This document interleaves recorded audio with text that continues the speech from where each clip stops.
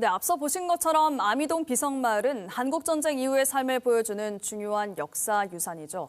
하지만 여기에 거주하는 주민들의 불편은 커 보이는데요. 취재 기자와 자세한 이야기 나눠보겠습니다. 네, 우선 아미동 비성마을을 포함해서 이 피란수도 부산의 유네스코 세계유산 등재 추진부터 알아보죠. 네, 부산시는 한국 전쟁 당시 피란 수도였던 부산의 역사에 집중했습니다. 2015년부터 관련 유산들을 유네스코 문화유산에 등재하기 위한 연구에 들어갔는데요. 2028년 세계유산 등재를 목표로 하고 국내 절차를 밟고 있습니다. 바로 피란 수도 부산입니다. 앞서 보신 서구 아미동 비성마을을 비롯해서 남구 소망마을, 부산항 제1부두 등 모두 9곳이 대상입니다. 한국전쟁은 2차 세계대전 이후 냉전시대로 접어드는 시기의 첫 전쟁인 만큼 역사적 의미가 큰데요. 한국전쟁이 급박한 상황 속에 1023일 동안의 피란수도 역할과 당시 삶을 보여주는 중요한 증거로 꼽히고 있습니다. 현재 유네스코 세계유산 잠정 목록에 이름을 올렸고 올해 부산시가 문화재청에 우선 등재 목록을 신청할 예정입니다. 우선 등재에 선정이 돼도 국내외 평가와 현지 실사 등 6단계를 더 거쳐 최종 등재가 결정됩니다. 네, 부산의 역사를 문화유산으로 등재를 한 건 참 의미가 큰데 벌써부터 주민들의 불편이 시작되고 있다고요? 네, 제가 다녀온 서구 아미동 비성마을은 일제강점기 시절 일본인들의 공동묘지로 조성된 곳이었습니다. 한꺼번에 피란민들이 몰리면서 갈 곳이 없으니까 경사가 높은 이곳까지 피란촌을 형성하며 역사가 시작된 건데요. 지금도 마을 곳곳에는 주춧돌이나 담벼락에 실제 일본인들의 비석을 건축 재료로 사용한 흔적이 고스란히 남아 있습니다. 하지만 피란민들이 무단으로 땅을 점용해서 집을 짓다 보니까 대부분 무허가 주택이었는데요. 부산시는 현재 주민들이 살고 있는 만큼 아미동 비성마을 일대를 완충구역으로 지정해서 문화재 보존에 나섰습니다. 문화재를 훼손할 수 있는 개발 행위를 제한하는 건데요.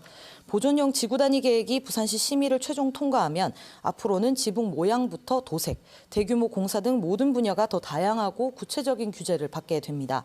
무허가 주택의 개보수를 일부라도 열어주자는 취지인데요.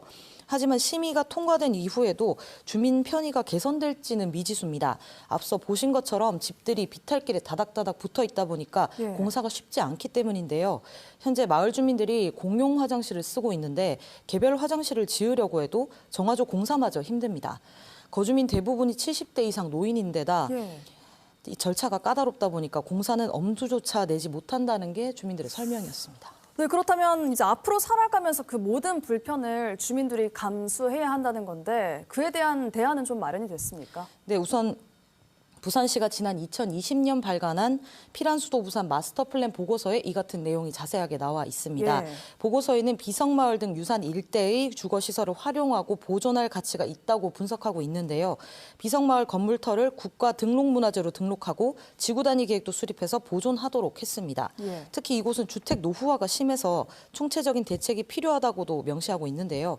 하지만 안내판 설치나 주민 교육 등은 대부분 관광객 유치에 초점이 맞춰져 있습니다.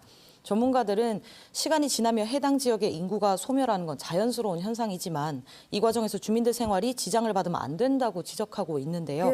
특히 세계유산 등재는 10년이 넘는 장기 정책인데 보다 면밀하게 주민 불편 등에 대한 대책을 우선적으로 마련했어야 한다는 거죠. 당장 빈집만 해도 저희가 확인한 결과 60개에 달하는 등 비성마을 슬러머가 이미 현실로 다가왔거든요.